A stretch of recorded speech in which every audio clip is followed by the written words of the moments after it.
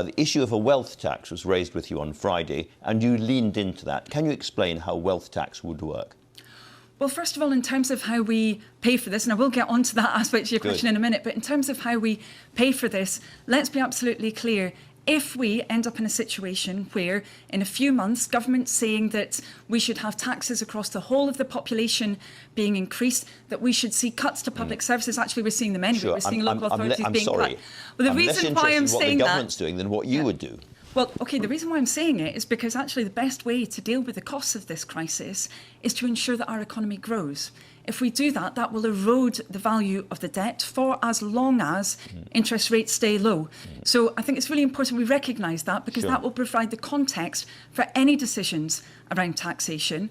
It's my view that if we do need to see an increased tax take, we shouldn't see it coming from those low and middle income people. Instead, we should have a focus on the very best off people. We've seen a rise in income and wealth inequality over recent years. And, you know, I think those with the broader shoulders should be bearing more of a contribution if that contribution is needed. But we've got to be clear, you know, that would only be needed if we're not growing our way out of this crisis. We'll wait and see about that. But certainly when it comes to the broader shoulders and the great increase in wealth disparity when it comes to assets, I ask again, how would a wealth tax be done? Well, this is a complicated area. There's a large number of academics who are looking at this actually currently, a variety of different proposals.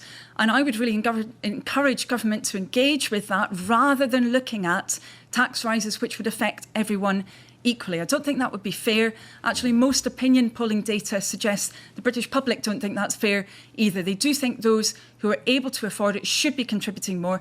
How exactly you do that? You know, a number of different mechanisms to achieve it. Well, I'm not going to say to you from the position of opposition that we would commit to that, because, as I said, I want us to be in a situation where the economy is growing, where the debt is being eroded because people are paying more tax because they're in employment, etc.